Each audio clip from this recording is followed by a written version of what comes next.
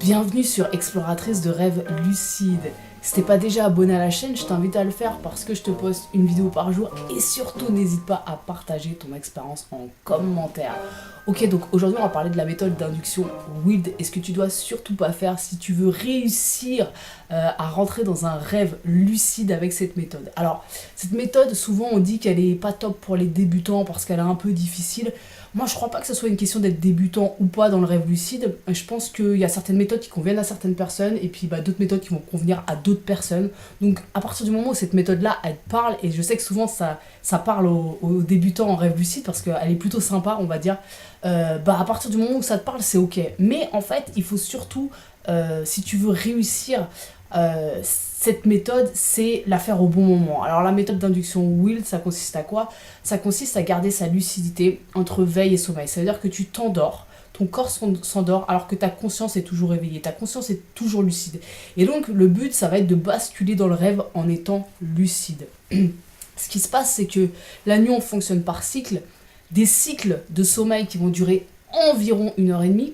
Dans ces cycles-là, il y a plusieurs phases. Tu vas faire phase 1, phase 2, phase 3, phase 4. Je te passe les détails. Sommeil paradoxal. Nous, ce qui nous intéresse, on a déjà beaucoup parlé, c'est le sommeil paradoxal. Là où les rêves, en tout cas les rêves les plus construits se passent, là où on est lucide justement quand on fait un rêve lucide. Et ce qui va se passer avec la méthode d'induction Wild, c'est que lorsque tu vas t'endormir, là il y a un passage, une phase qui s'appelle l'état hypnagogique. Et pendant cet état-là, tu as plein d'images qui commencent à envahir ton monde jusqu'à grossir, grossir, grossir et prendre tout ton monde. Et là tu te retrouves dans un rêve. Donc ça demande vraiment de garder sa lucidité alors que ton corps est en train de s'endormir. Sauf que qu'est-ce qui va se passer si tu fais cette méthode en te couchant? Parce que là est la grosse erreur que beaucoup font et que j'ai moi-même fait d'ailleurs, c'est de se coucher en faisant cette méthode Wild. Pourquoi tu as peu de chances de réussir en te couchant?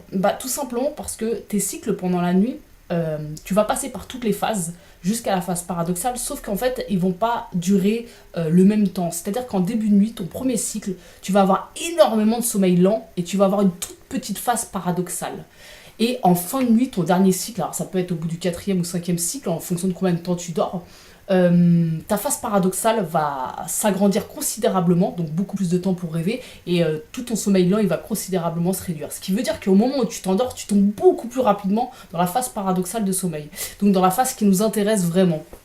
Et ce qui va se passer, c'est qu'en pratiquant cette méthode au coucher, oui, tu vas passer par la phase hypnagogique, parce que quoi qu'il arrive, quand on s'endort, on commence à rentrer dans une espèce de rêvasserie, avec des images comme ça qui nous emportent, c'est donc bien la phase hypnagogique, sauf que tout ce que tu risques de faire derrière, c'est de t'endormir, parce qu'en fait, le moment où tu es en phase hypnagogique et le sommeil paradoxal, en fait, il y a un tellement grand écart entre les deux, presque 1 heure et demie, qu'il y a peu de chances que tu restes éveillé là, alors que ton corps, il est en train de dormir. À un moment donné, ta conscience, ça va juste s'éteindre et tu vas t'endormir.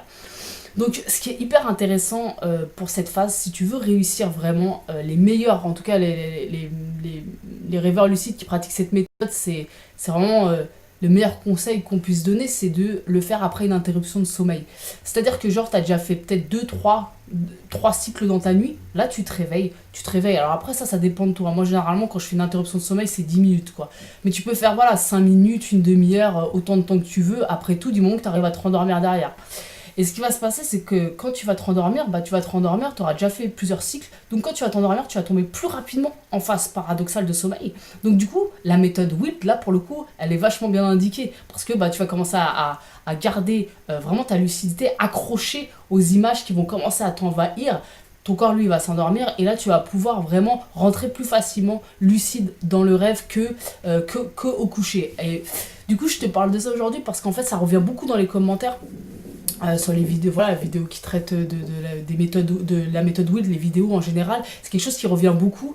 Des rêveurs lucides qui sont un petit peu démoralisés parce qu'ils n'arrivent pas avec la méthode Wild alors que ça leur intéresse, mais en fait leur erreur, que je te dis, j'ai moi-même faite dans le passé, c'est vraiment de la faire au coucher. Alors moi je la fais quand même malgré tout au coucher, je vais t'expliquer pourquoi, donc c'est un petit truc si tu veux vraiment, si tu veux pas faire d'interruption de sommeil ou tu ne peux pas faire d'interruption de sommeil, c'est de méditer avant. En fait, le fait d'avoir médité avant, alors là, je te parle de ma propre expérience, hein. Je sais pas si c'est le cas pour tout le monde, en tout cas pour moi ça fonctionne. En méditant avant, généralement je médite 1 heure et demie, donc en vrai, le temps d'un cycle presque. Et je suis dans une telle méditation profonde que finalement, quand après je décide vraiment de m'endormir, et ben je vais tomber, je peux plus facilement tomber en phase paradoxale. Et ce que j'en ai tiré comme conclusion, c'est que finalement, cette espèce de méditation profonde, bah, mon corps il est endormi, alors que mon esprit est toujours lucide. Donc, quelque part, le cycle, je le passe en méditation profonde. Après, je sais pas si, genre, tu sais, tu fais une petite méditation avant de te coucher, genre, peut-être 10 minutes, un quart d'heure, est-ce que ça a un impact? Je sais pas. Je sais aussi que quand on réduit son sommeil, donc le sommeil polyphasique dont on a beaucoup parlé, tu rentres aussi plus facilement en phase paradoxale. Donc tu vois, il y a tout un tas de petits tips qui font que tu peux, d'ailleurs j'en reparlerai, mais qui peuvent t'aider à rentrer plus facilement dans cette fameuse phase. Mais si tu commences, t'as un sommeil, voilà, classique, entre guillemets, où tu dors, je sais pas, 7 heures, 8 heures par nuit, tu veux pas faire d'interruption de sommeil parce que tu te lèves peut-être tôt le matin, bah voilà, fais surtout pas la méthode d'induction au wild au coucher, prends une autre méthode, tout simplement. Ou alors tu peux faire une interruption, et là, ok, y a pas de problème. Après, encore une fois, on est tous différents, donc ce qui fonctionne pour moi, peut-être ça fonctionnera pas pour toi, et inversement. Donc faut que tu testes, tout simplement. Et puis bah sur ce, n'hésite pas toi à me dire, est-ce que c'est une méthode que tu utilises, et à quel moment elle fonctionne le mieux pour toi. Et puis on se retrouve demain pour une nouvelle vidéo. Ciao!